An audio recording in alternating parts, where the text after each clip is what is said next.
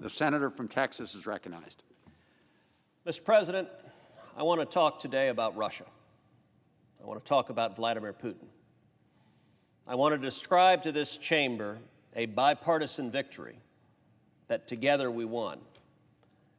And then I want to describe tragically how President Joe Biden is giving that victory away to Putin and Russia. To understand this issue, we need to go back to the summer of 2019. In the summer of 2019, Russia was in the process of constructing a pipeline called the Nord Stream 2 pipeline. Behind me is a map demonstrating where the Nord Stream 2 pipeline runs. It is a pipeline that was to run from Russia to Germany, going underneath the Baltic Sea. The summer of 2019, the pipeline was nearly complete. At various periods in time, it was 70% complete, 80% complete. There was widespread consensus that if this pipeline were completed, it would have devastating consequences. In a few minutes, I will discuss those consequences in greater detail.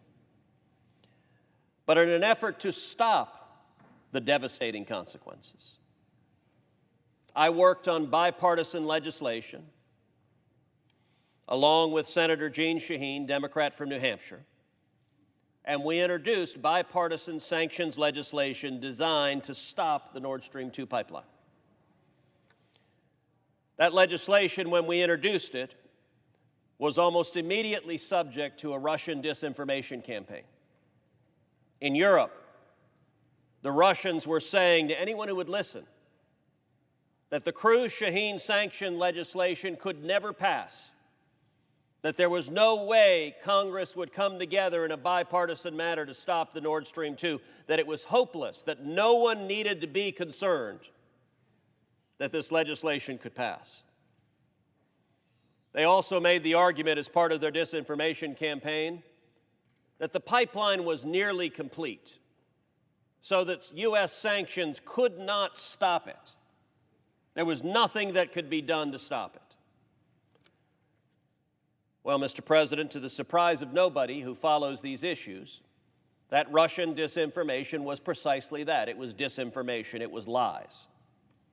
The Senate Foreign Relations Committee, Senator Shaheen and I worked with our colleagues, and our legislation was initially voted out of the Senate Foreign Relations Committee by an overwhelming bipartisan vote of 20-2.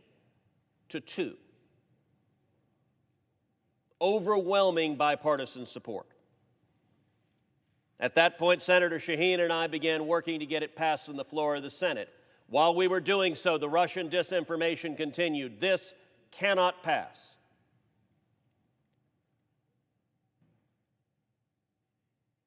We endeavored to have our sanctions legislation attached to the National Defense Authorization Act, which was moving in the fall and winter of 2019. To do so, Mr. President, was not easy. To do so, we needed to get the explicit sign-off of the chairman and the ranking member of the Senate Foreign Relations Committee.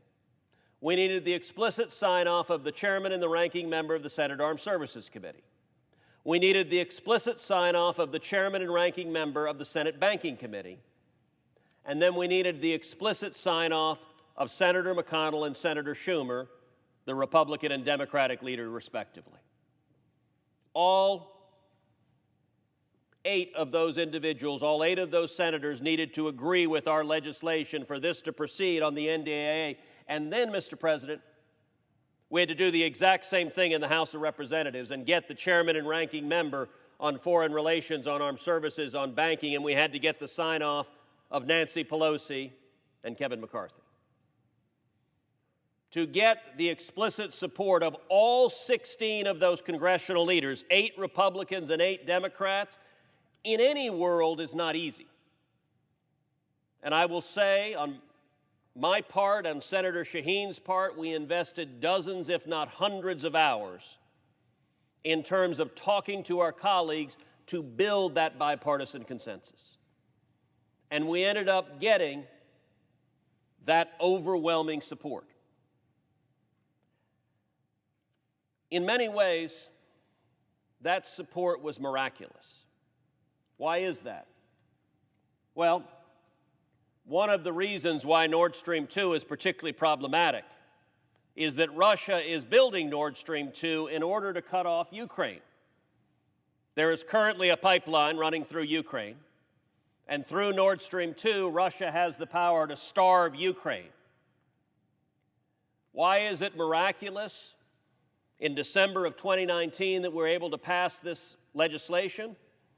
Well, if you recall what was happening in the House of Representatives in December of 2019, the House of Representatives was in the middle of impeaching President Donald Trump for alleged high crimes and misdemeanors concerning Ukraine. If you recall, Mr. President, from the trial we held on this Senate floor, central to the allegations that were raised by Democrats against President Trump was conduct concerning Ukraine. It remains astonishing that right in the middle of a partisan gladiatorial battle concerning Ukraine, simultaneously we were able to get Republicans and Democrats to work hand in hand to agree with complete consensus that we were going to come together and stop the Nord Stream 2 pipeline. We were going to stop what Vladimir Putin was doing. In December of 2019, our legislation passed. The Cruz sanctions legislation passed. Now, Mr. President, I will remind you of what the Russian disinformation had been when we first introduced it. They said it'll never pass, and they said even if it does pass, it's too late for it to have any effect. Well, if my memory serves me correctly, President Trump signed the Cruz sanctions legislation at 7 p.m. on a Thursday. At 6:45 p.m. on a Thursday, 15 minutes before our sanctions legislation was signed into law, the company that was laying the pipeline in the Baltic Sea announced it had immediately halted laying the pipeline, and it was lifting anchor and sailing away. It was an incredible bipartisan victory. The pipeline was stopped in its tracks. What happened next was absolutely nothing. For a year, the pipeline lay dormant. The talking point from Vladimir Putin, and now sadly adopted by Joe Biden and his administration, is the pipeline is 90% complete, or the pipeline is 95% complete. But, Mr. President, it is not rocket science that a 90% complete pipeline is 0% complete. Until you complete both ends of the pipeline, it ain't nothing but a hunk of metal at the bottom of the ocean. Nothing is traveling through it until the pipeline is complete and online. For a year, the pipeline lay dormant. Then in the year 2020, Senator Shaheen and I joined together again in a second round of bipartisan legislation. A second round of sanctions. We had stopped the Nord Stream 2 pipeline in its tracks. For a year, Putin was stopped altogether, and we came together for a second piece of legislation, the second version of Cruz Shaheen, and just like the first sanctions, we passed it through both houses of Congress and it was signed into law. With overwhelming bipartisan support, nearly unanimous support of all 535 members of Congress. So we now had two major pieces of sanctions legislation on the books, and those sanctions had been working for a year. The pipeline was stopped. Then in November of 2020 was the presidential election. And in the wake of the presidential election, Joe Biden and his transition team almost immediately began telegraphing weakness to Russia. Members of Joe Biden's foreign policy advisory team in the German newspapers expressed openness to Nord Stream 2 being built, expressed a willingness to try to circumvent the sanctions that had been working and had worked for over a year. Within days of Joe Biden and his team expressing weakness to Putin, Russia and Putin heard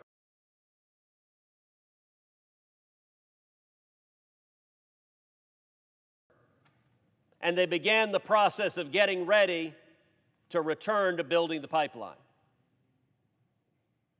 Russia did return to building the pipeline. Do you know what day, Madam President? January 24th, 2021. 4 days after Joe Biden was sworn into office, Putin said, "We're safe, we're free, our man Joe is in the White House." And we know that the administration is not going to follow U.S. law anymore. And so on January 24th, the Russians returned to building the pipeline. Now, for 2 years, this body had been united, Republicans and Democrats, that we were going to stop this pipeline. But Joe Biden and his administration decided instead to waive the sanctions. Decided instead to give Vladimir Putin what amounts to a multi-billion-dollar gift. And not just a gift one time. If this pipeline is allowed to go online, it will put billions of dollars in Putin's pockets every year, year after year after year. What are the consequences of Nord Stream 2? Number one, Russia gets richer, Russia gets stronger, Russia gets billions of dollars that it can use to build its military, to threaten its neighbors, to threaten our allies, to endanger the lives of Americans and our friends. Number two, Europe is hurt. Our friends and allies in Europe are made even more dependent on Russian energy. Madam President, our former colleague in this body, Senator John McCain, may he rest in peace. He had a phrase for Russia that was memorable, that I've used many times. He referred to Russia as a gas station with a country attached. That is Putin's plan. It is very simple. Putin is a petro-tyrant. He's a tyrant, he's a bully, he's a KGB thug, and all of his aggression is funded by selling oil and gas. Together, Republicans and Democrats in Congress had taken billions out of Putin's pockets. And sadly, Joe Biden and Kamala Harris decided the world would be a better place if instead Putin had billions more, not just this year or next year, but for decades to come. When Putin is dead and buried and the next dictator is ruling over Russia, that next dictator will be reaping the benefits of this pipeline. Indeed, as a result of Joe Biden's decision, many are referring to this pipeline as the Biden-Putin pipeline. For a very simple reason. It is Putin that is building it. It is Putin that is profiting by it. And the only reason Putin is allowed to do so is because President Joe Biden has given him a multi-billion-dollar gift that strengthens Russia and it weakens Europe. It makes Europe subject to energy blackmail. Putin has demonstrated a willingness and indeed a history of using energy blackmail, of using those who are dependent on natural gas to coerce them to do what he wants. In the dead of winter, when people are at risk of freezing to death, Putin has threatened to and has in fact cut off gas to endanger the lives of innocent civilians in order to coerce governments to bending to his will. As a result of Joe Biden's surrender to Vladimir Putin, Putin will have the continued ability to exercise economic blackmail against Europe. But not only that, Europe has energy needs. Those energy needs could be readily satisfied by American energy. Europe has expressed a willingness and in some instances an eagerness to import American energy. But Joe Biden has decided that American jobs are unimportant. His first day in office, Biden shut down the Keystone Pipeline, killing 11,000 jobs in the United States, including 8,000 union jobs, 8,000 high-paying union jobs that with a stroke of a pen, Joe Biden eliminated. And at the exact same time that Biden is shutting down jobs at a pipeline in America, he is greenlighting and giving a gift to Vladimir Putin of a pipeline between Russia and Germany, producing jobs in Russia, producing billions of dollars in Russia, and taking away jobs in America. This pipeline is a disaster. As the afternoon goes on, I will elaborate on different aspects in which it is harmful and on the steps we can and should be taking to stop it. But at this point, Senator Barrasso is here and has some thoughts he wishes to express, and so I will yield the floor to Senator Barrasso for his remarks. Madam President. Senator from Wyoming is recognized. Well, thank you, Madam President. I come to join and add my voice to that of Senator Cruz, the senator from Texas, about Joe Biden's surrender to Vladimir Putin. You know, energy is called the master resource for a reason. Powers our country, powers our military, powers this nation, powers the economy. And yet, Joe Biden, on his first day in office, seemed to take us from a nation of energy dominance to energy dependence, canceling the Keystone XL pipeline and now approving this pipeline, Nord Stream 2. And I come to add my voice to all of those, and there are many who have spoken out against the president in expressing our deep concerns about this administration's unwillingness to fully sanction the Nord Stream 2 pipeline and to allow it to move ahead. I'm sure Senator Cruz, as part of his discussion this afternoon, will talk about the confirmation hearing of Tony Blinken to be Secretary of State. And we asked him specifically about the pipeline, and he said he would stop it no matter what, even though it was down to the last, I think he may have said 100 yards, they would stop it. That's not what happened. We saw Joe Biden surrender. For years, we've been sounding the alarm about this Russian trap. This pipeline, who built it? Gazprom. Who are they? They are the Russian state-owned natural gas monopoly. We've all quoted and in the past heard Senator McCain talk about Russia's country acting as a gas station as a country. I think one time he even went on to say that Russia was a mafia-run gas company disguised as a country. The dangerous pipeline is going to double the amount of Russian natural gas going to Germany via the Baltic Sea.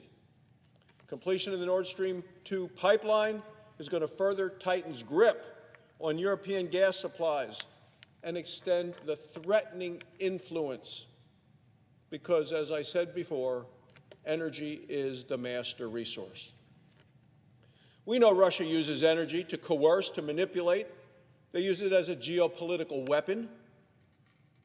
They coerce and manipulate our allies and our partners in Europe. Many of our NATO allies, Germany in particular, are becoming dependent upon and addicted to Russian gas. Europe already gets 40 to 45% of its gas imports from Russia. The new export pipeline helps Russia undermine Europe's efforts to diversify energy sources, suppliers, as well as the routes. Nord Stream 2 makes Europe more energy dependent on Russia and, of course, more prone to Russian influence. At the same time, it's going to further fuel Russian aggression, Russian intimidation, and Russian instability across Europe. Putin is a powerful foe who aims to divide Europe and to destroy the NATO alliance. He's been broadcasting those plans. This is not a surprise. The Nord Stream 2 pipeline would mean a massive money transfer from our NATO allies straight into the Kremlin's coffers. This means more resources to put towards Russia's destabilizing activities. And we continue to see an increase in these destabilizing activities. Russia occupies territory in Ukraine, Georgia, and Moldova. Russia launched a military buildup on Ukraine's border. Russia poisoned and then imprisoned a political opposition leader. Russian hackers are creating economic chaos by disrupting American supply chains. Russia could use these cash reserves in what way? Well, a way to fund aggression in Europe and around the world. And it's interesting. Putin even funds environmental activists in Europe to shut down energy where they would be exploring for natural gas and oil. He wants environmental activists to protest any efforts for European countries to develop their own gas resources so he can hold them hostage in this way as well. Well, President Biden's weakness on Putin's pipeline is going to have serious consequences, not just the financial ones for Russia, not just those in Europe, but worldwide. And for our security and for the security of our allies, I believe we must stop this Nord Stream 2 pipeline. That's why Congress has overwhelmingly, this body, passed several pieces of bipartisan legislation. You know, people say to me, can't you do anything in a bipartisan way in Congress anymore? And I'd say, well, we certainly did when it came to the Nord Stream 2 pipeline. We passed bipartisan legislation imposing sanctions on this very project. Yet this administration, the Biden administration, the surrendering Biden administration, is unwilling to implement the laws that are on the books. President Biden waived congressionally mandated sanctions on Nord Stream 2 AG, which is the company overseeing the pipeline construction. By using a national interest waiver, this administration gave Russia the green light to speed ahead to completion this pipeline. Look, there is strong opposition to President Biden's deliberate failure to follow the law when it comes to this pipeline and the supply of energy from Russia to Europe. On March 3rd of this year, Madam President, I led a group of 40 senators in sending a letter outlining our concerns, and I ask unanimous consent that this letter be part of the record. Without objection. Thank you, Madam President. On this letter signed by 40 senators, we called out the Biden administration for refusing to impose sanctions on entities involved in the construction of this very pipeline. It's a lengthy letter, and I'm not going to read the whole thing, but let me point out the letter says this. The failure of this administration to identify and impose new sanctions signals its willingness to allow President Putin to gain a stranglehold over Europe's gas supply and increase its geopolitical leverage. We called on the administration to correct its misguided actions by quickly and fully implementing the sanctions mandated by U.S. law. It's been over 6 months, and President Biden still refuses to follow the law. Through his inaction, President Biden is gifting Russia a new geopolitical weapon. And one of the things I found most astonishing, Madam President, in terms of this administration taking us from energy dependence to, from energy dominance to energy dependence, is what happened just last month. The Biden administration, seeing the impact of rising energy costs, rising gasoline costs, people in Wyoming paying more than $25 extra every time they fill their tank compared to the day that President Biden came into office, he said, we need to do something. His national security advisor actually went to say, we need to ask OPEC Plus to produce more oil, to produce more energy. Well, who's OPEC Plus? Well, it's Saudi Arabia, and it is Russia. In our Energy Committee, in which I'm the ranking member, Senator Murkowski, the senator from Alaska, came to the committee and told members of the committee that currently the United States is using more energy produced from Russia than it is from her home state of Alaska. What does that tell you about this administration and the commitment of this administration to energy needs in this country, in our own country? It is very disturbing, Madam President, to see the President act in such a reckless way regarding our nation, our economy, our energy security, and continuing to give gifts like this to our enemies. It is much better to sell energy to our friends than have to buy energy from our enemies. But that's what appeared on the White House website, put there by the National Security Advisor to the President just last month, asking Saudi Arabia and OPEC Plus to produce more energy to help lower the cost at the pump for people in the United States here at home. Well, why do you think we have it, Mr. President? You killed the Keystone XL pipeline, put a long-standing moratorium now on oil and gas production on federal lands, which continues. There still has not been a lease sale since the day you signed that executive order and the day you came into office. We need to force the President to act on this critical issue of the Nord Stream 2 pipeline. Yesterday, just yesterday, the U.S. House of Representatives, the body down the hall, with Nancy Pelosi as the Speaker of the House of Representatives passed an amendment to the National Defense Authorization Act imposing new mandatory sanctions on Nord Stream 2. It would repeal the national interest waiver for sanctions under existing law. Look, this is an incredibly important step, and I would look forward to it quickly becoming law. Protecting this Russian trap that they have laid for the Germans and for Europe, the noose around the neck, the Nord Stream 2 pipeline, it is in our national security interest to block that. But yet this administration is not doing it. And I believe it's a grave mistake on the part of this administration. While President Biden has failed to do the right thing, there is still time. The administration can reverse course and fully sanction the Nord Stream 2 pipeline. And if President Biden refuses, Congress is prepared to take strong actions to protect the energy security of our nation and our allies.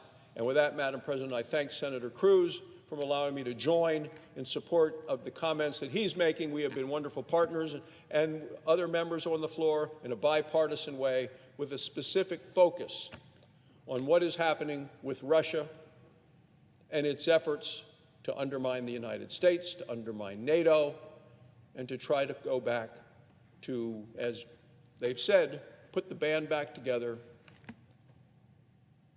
reestablish the former Soviet Union, which Vladimir Putin has stated is his goal all along. Thank you, Madam President. I yield the floor.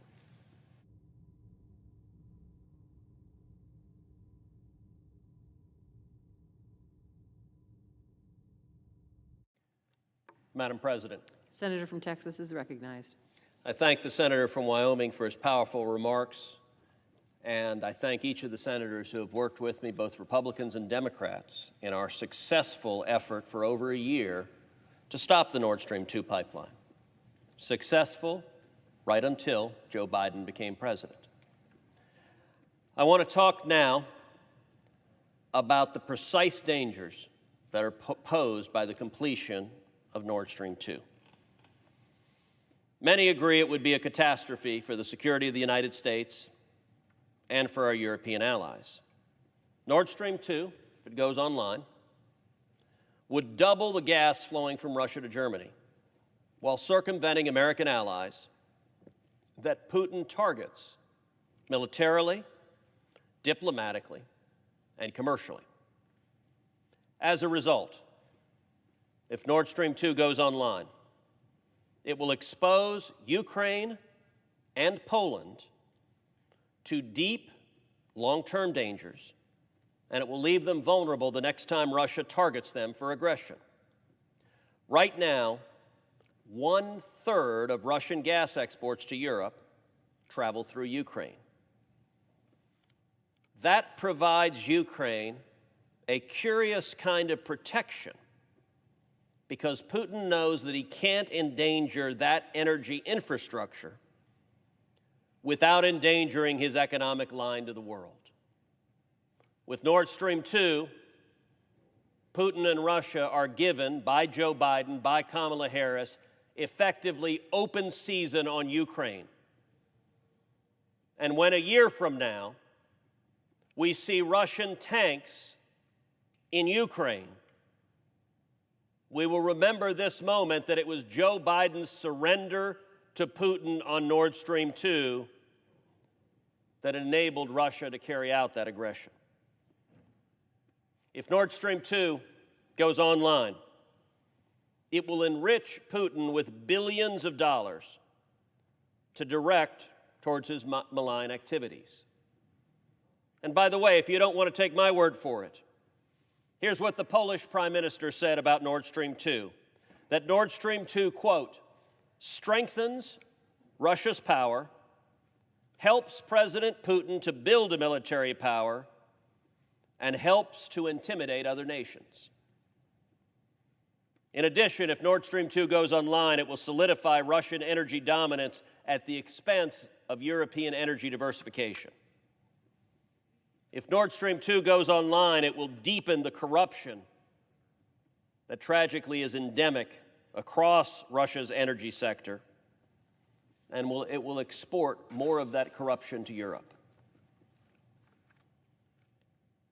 But I want to talk a bit more about the crushing, overarching danger of Russia using Nord Stream 2 for blackmail and for coercion. Putin uses energy as a weapon. We've seen that pattern over and over again. He uses energy for blackmail and coercion. He turns it off or on to punish resistance to his expansionism. This is a real, acute, and proven threat. Russia turned off the gas to Europe in the winter months of 2006 and again in 2009 because of political disputes. The Kremlin company that owns and would run Nord Stream 2, Gazprom, has repeatedly cut off gas to Ukraine during political crises. It's open blackmail, and because of Joe Biden and Kamala Harris, Putin will have more power to blackmail our friends in Europe. And it is not only me, it's not only Republicans, indeed it's not only Republicans and Democrats in Congress who understand the magnitude of this threat. Our European allies understand fully just how disastrous Nord Stream 2 would be. Ukrainian President Zelensky has said that it is, quote, flat out wrong not to notice that Nord Stream 2 is a dangerous weapon, not only for Europe, not only for Ukraine, but for the whole of Europe. I want you to pause and reflect. President Zelensky of Ukraine said this pipeline is a dangerous weapon directed at Ukraine and the whole of Europe. Why is it being built? Because Joe Biden decided to give it as a gift to Vladimir Putin. In a meeting with the Biden administration, the Polish deputy foreign minister said, and I quote, Poland considers this project to be detrimental to the security of not only Ukraine, not only Central Europe, but also to the security of the whole of Europe, making the EU dependent on Russian gas. If we give a damn about our friends in Poland, if we give a damn about our friends in Ukraine, if we give a damn about our friends in Europe, don't allow Joe Biden to allow Vladimir Putin to point this weapon at the heart of Europe. In a joint statement signed by representatives of the Foreign Affairs Committees of the parliaments of Estonia, Latvia, Lithuania, the Czech Republic, Ireland, Poland, Ukraine, and the United Kingdom. Here's what the Estonian Foreign Affairs Committee stated. Quote, countering malign Russian aggression is in the vital national security interest of the whole of NATO, the EU, and our partners in Central and Eastern Europe. And that, quote, Nord Stream 2 is a geopolitical project geared towards expanding Russia's influence on Europe through energy dominance. Madam President, a question for every member of this Senate to decide. Do we care about endangering the national security, about threatening, about making our European friends subject to blackmail? Do we care about what Estonia has told us, about what Latvia has told us, about what Lithuania has told us? Do we care about the Czech Republic? Do we care about Ireland? Do we care about Poland? Do we care about Ukraine? Do we care about the United Kingdom? Well, our actions can decide that. Unfortunately, Joe Biden and Kamala Harris have decided that our European allies, their security is not of sufficient concern to them. And instead, they have actively given this pipeline to Vladimir Putin. My Democratic colleagues, and indeed the vast majority of American lawmakers, also understand the precise danger of blackmail and coercion posed by Nord Stream 2. In 2018, Senator Cruz, my Democratic colleague from Delaware, said quite plainly that, quote, we have to work with Europe to reduce its dependence on Russian energy exports, and in particular, to convince it to discontinue the Nord Stream 2 pipeline from Russia to Germany. Senator Cruz continued, quote, as long as Russia dominates the provision of energy to Europe, it will continue to hold a veto over many European policies, and it will be in a position to weaken and marginalize countries like Poland and Ukraine. Madam President, Senator Cruz was right in 2018, and what he said is right today. Joe Biden is committing a generational political blunder, a catastrophic mistake that hurts American national security and that hurts European security. Congress has repeatedly passed sanctions targeting Nord Stream 2, targeting Russia's corrupt energy market more broadly. Those sanctions, especially CATSA and PISA, and I'm going to discuss in greater detail later today, the specific sanctions legislation that are on the U.S. books, that Joe Biden is ignoring, that he is flouting, that he is disregarding, that he is refusing to enforce. Those sanctions impose mandatory sanctions. This body, Congress as a whole, Democrats and Republicans, past administrations, everyone has worked together not just to counter Russia, but specifically to prevent Putin from being able to leverage energy as a geopolitical weapon. The Biden administration, however, tells us they have a better solution than both houses of Congress, a better solution than following U.S. law. Instead of imposing sanctions to stop the pipeline, they tell us, they've worked out a deal with Germany that they promise will prevent Putin from being able to use energy as a weapon. It's the best of both worlds, they say. They don't have to use sanctions, and they still solve the problem of Russian energy blackmail. President Biden said, quote, Chancellor Merkel and I are absolutely united in our conviction that Russia must not be allowed to use energy as a weapon to coerce or threaten its neighbors. Those are nice sentiments, if they weren't accompanied with Joe Biden giving a multi-billion-dollar generational gift to Putin to do exactly what President Biden just said he didn't want Putin to do. Here's how an official from the Biden State Department described the, quote, deal.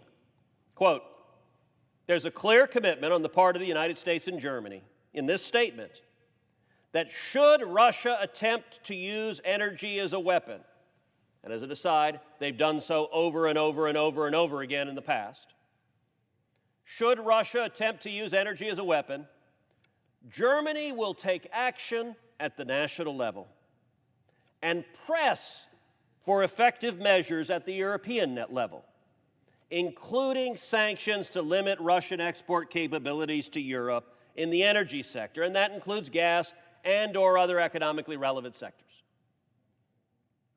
Okay, so Madam President, understand what they're saying. If and when Russia does what they've done in the past over and over again, if they do, one of the reasons they want Nord Stream 2 is to exercise economic blackmail. If and when they do that, Germany's going to send a really stern letter to the European Union. One of my favorite movies that Heidi and I have watched many times is a movie called Team America. It's a comedy. It's done by the creators of the movie South Park. It's a movie that involves puppets. I will give a warning. It is a movie with an enormous amount of profanity in it. It is also one of the most side-splittingly funny movies ever made. In Team of America, they talk about Hans Blix and the tool of sending a stern letter to the United Nations. And the movie Team America, understandably, ridicules that as being utterly ineffective. In the case of that movie, it was North Korea. But in the case of Putin, I assure you, Vladimir Putin has not lost 1 minute's sleep worrying about Germany's letter to the European Union. Once Nord Stream 2 goes online, it will become a dominant source of energy for Europe. Putin knows this, Merkel knows this, Biden knows this. Turning off Nord Stream 2, which Germany has suggested, once we're addicted to the crack, we'll just turn it off when we don't want it anymore. That would be suicidal, which Putin knows, and he's counting on. It is as empty and hollow a threat as ever been uttered on the international stage.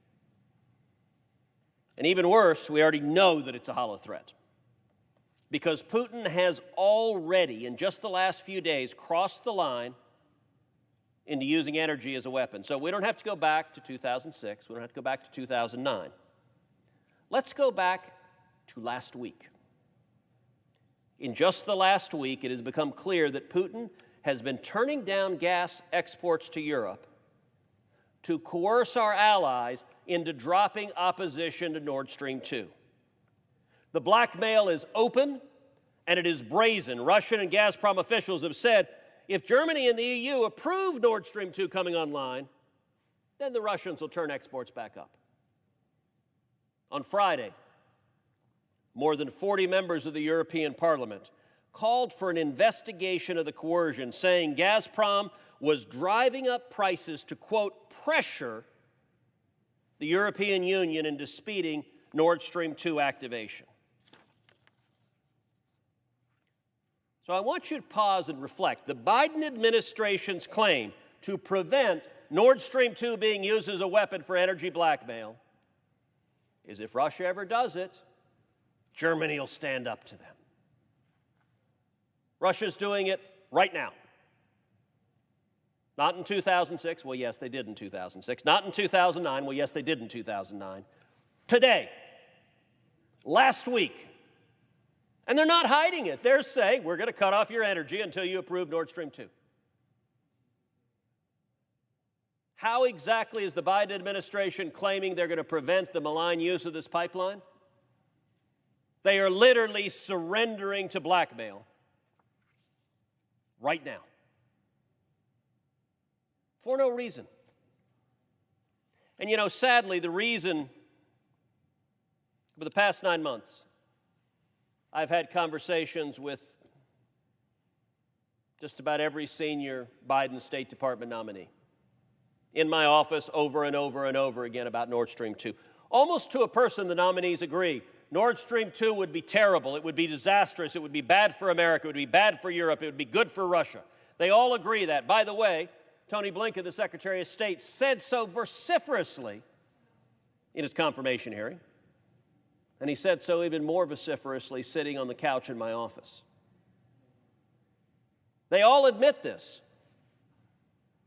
So why then would Biden have committed this disastrous mistake? Sadly, I think there are two reasons. One, the Biden team entered office with an almost pathological revulsion at anything the previous administration did. If the Trump administration did it, it must be wrong and must be reversed. Now listen, Madam President, none of us in this chamber are naive. We understand politics. We understand that when one party takes over from the other party, they often reverse policy decisions. That's not unusual. Obama reversed decisions of the Bush administration. Trump reversed decisions of the Obama administrations. And there are a whole lot of decisions of the Trump administration that sadly, from my perspective, Biden is reversing. As a general matter, that's why we have elections, and there are differences between the policy positions between the two parties. But the Biden team is further than that. It is almost a pathological, if Trump did it, it must be bad. Never mind that the Trump administration did this only after the Congress came together in an extraordinary moment of bipartisan unity and passed this as mandatory legislation. In my office over and over again with just about every senior Biden State Department nominee, I asked them, please, don't turn one of the biggest foreign policy victories of the last several years into one of the biggest foreign policy defeats of the last several years. The reports came out, actually, that state tried to honor its commitment, that state, the Department of State, in the interagency process, argued for, let's follow the law, let's impose the sanctions. And what the public reports have suggested is the Biden White House, the political operatives in the Biden White House, overruled state. So even though state knew the right policy was shut down the Putin pipeline, and the wrong policy was turn it into the Biden-Putin pipeline, the Biden White House desperately wanted to stamp their imprimatur on this. Because if it was done under President Trump, they were going to reverse it. The second reason is the Biden foreign policy team, for whatever reason, has a deep and abiding interest in giving to Germany whatever it is they want. Now, look, Germany is an important friend and ally.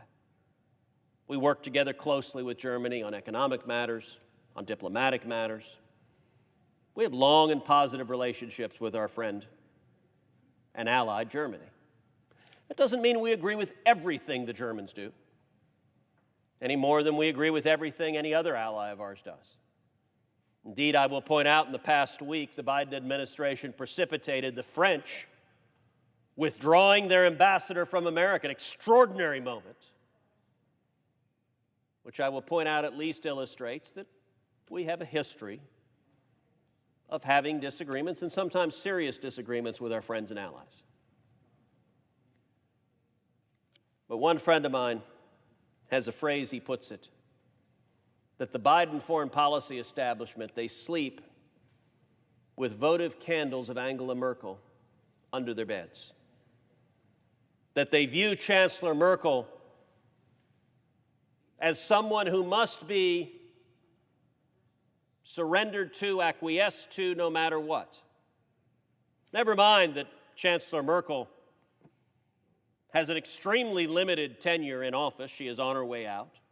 Never mind that the next successor government in Germany may well decide that they don't even want Nord Stream 2. This Biden foreign policy team, perhaps as a farewell gift to Angela Merkel, have decided that President Biden should surrender to Putin. That makes no sense. That is dangerous. It's harmful to Europe. It's harmful to Germany. It's harmful to America. And it helps Russia. We're going to have an extended period of time to continue to discuss these matters. But at this point, I see that Senator Shaheen is preparing to speak. So I yield the floor to Senator Shaheen.